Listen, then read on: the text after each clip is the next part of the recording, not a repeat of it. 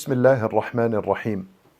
One of the most amazing, inspiring quotes that I have ever come across, and this is for Umar ibn al-Khattab radiyallahu anhu concerning ad-du'a. He said, أنا لا أحمل هم الإجابة ولكن أحمل هم الدعاء. Such a profound, powerful statement. He said, I am never concerned about my dua being answered and accepted, because Allah promised that the dua will always be answered and accepted. And Allah Azza wa Jal never breaks His promise. Then he said, وَلَكِنْ أَحْمِلُ هَمَّ الدُّعَاء. The main concern that I have is continuously making this dua. That's his main concern. And so this, brothers and sisters in Islam, is teaching us the importance of a dua and to be focused on asking Allah subhanahu wa ta'ala and being consistent in doing so. And we are now in the month of Ramadan. And the month of Ramadan is the month of dua. Not only that, but it's the month of accepted dua. Allah subhanahu wa ta'ala in Surah Al-Baqarah, when He told us about the month of Ramadan, شهر رمضان الذي أنزل فيه القرآن, He discussed something about Ramadan.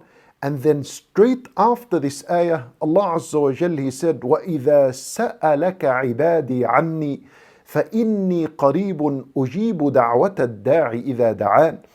Right after the ayah that introduced us to Ramadan, Allah Azza wa Jal, He said that whenever my servants ask you about me, فَإِنِّي قَرِيبٌ, I am near, I answer the call of the caller whenever he calls. This is an ayah known as ayatul dua, the ayah of dua, and it came straight after the ayah of Ramadan. Well, ulama rahimahumullah, they said this implies something. The secret in this matter is to teach you and I that the best time for a dua would be in Ramadan. Allahu Akbar. When Nabi sallallahu alayhi wasallam, he said 3 types of people, their dua is never rejected.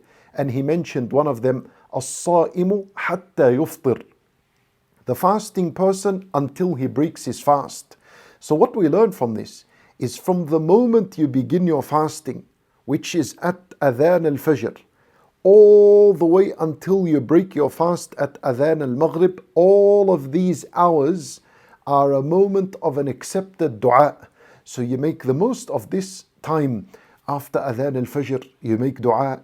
Before al-dhuhr, after al-dhuhr, before al-asr, and just before al-maghrib, you make dua. And even at the time of iftar, right before that and right after that is also a moment for an accepted dua. Brothers and sisters in Islam, remember that Allah subhanahu wa ta'ala, from His names is Al-Mujib.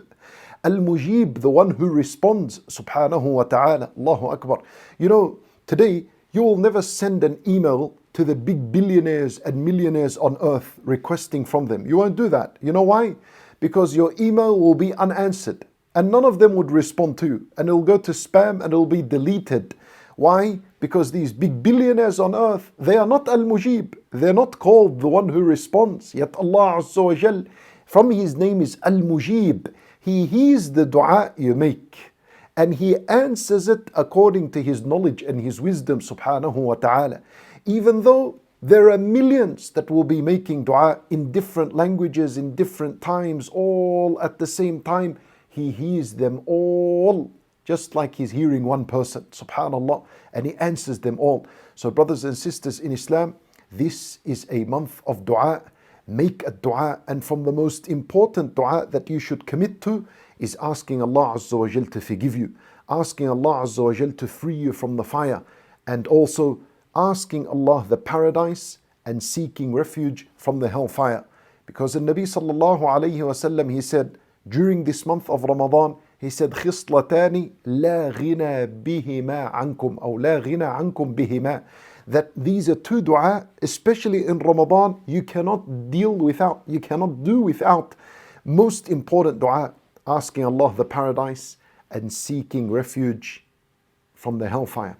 And if you don't know much dua, then these 2 dua will summarize everything that the Messenger sallallahu alayhi wasallam taught us of dua. We ask Allah Azza wa Jal to accept our dua. We ask Him subhanahu wa ta'ala to forgive our sin, to admit us into the paradise, and to save us from the hellfire and its punishment. Wallahu a'lam wa sallallahu wa sallam wa baraka ala nabiyyina Muhammad wa ala alihi wa sahbihi ajma'een.